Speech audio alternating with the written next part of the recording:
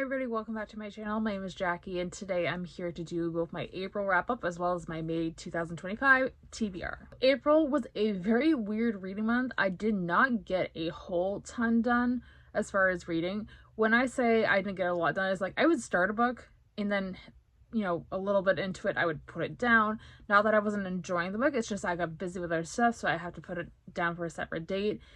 And I only finished one book, which I mean is still better than nothing. So I figured I'd just throw my TBR in with my wrap up for April. And the book I did finish, I really loved, and I'm really excited to talk about my thoughts on it. So without going any further, let's jump in and get started with the wrap up. One book I did read in April to completion is We Used to Live Here by Marcus Giller. Adult horror novel. I am apparently in my horror era because that's all I've been reading for the most part this year.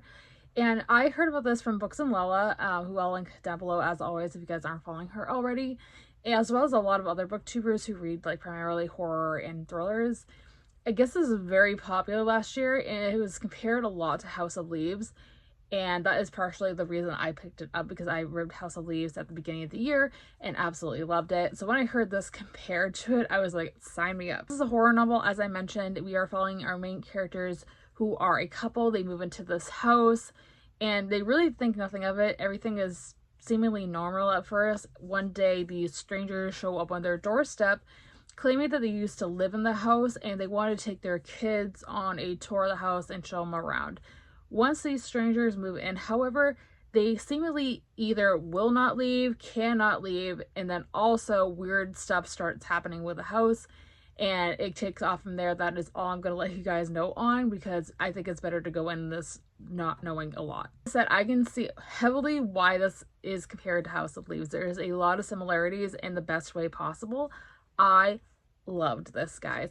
I read this in less than 24 hours and it generally spooked me. I was actually like, I was probably stayed up the day I finished it until 1:30 in the morning finishing this because I could not put it down.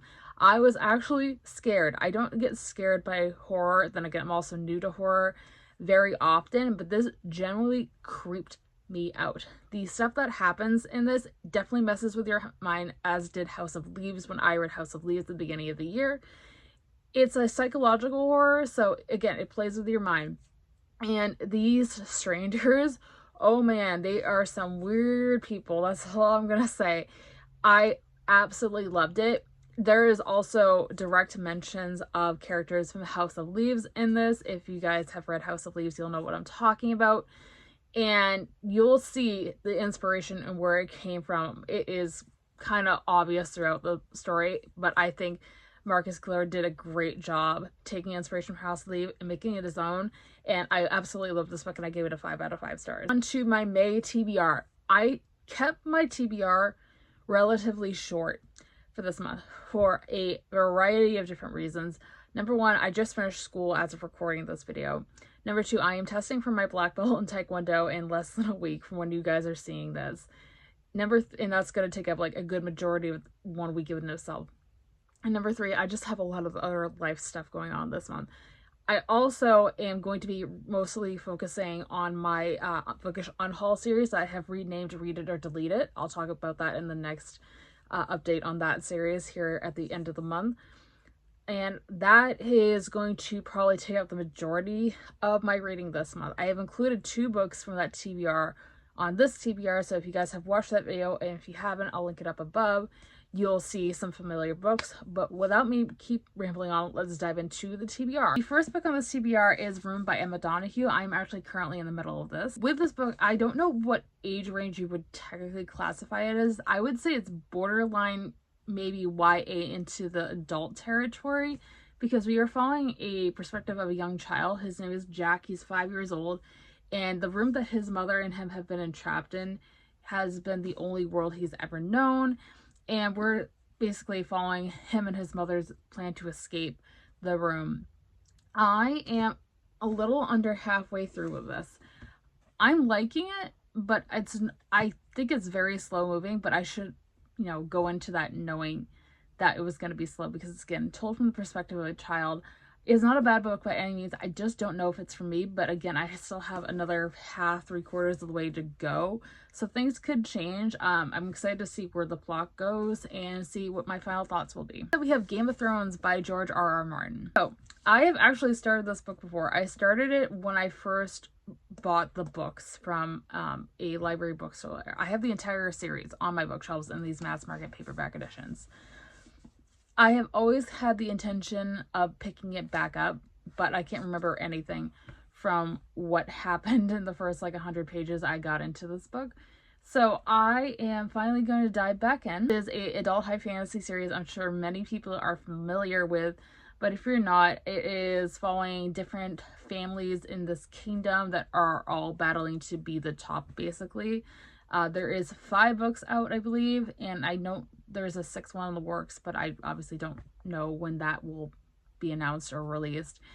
This is one, again, I've been holding off for so long because I have heard great things about the TV show. I have seen the first season and a half of the TV show, and I really liked it.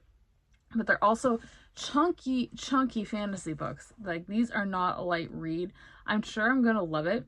I'm just a little nervous for what my feelings will be in the end, but if I can at least get the first book done this month, I'll be happy, and then we'll talk about the rest of the series at another point. Moving on to books I just picked out on my own, we have Bunny by Mona Awad. This is also horror, and it's really hard to explain, but I know a lot of people love this here on BookTube.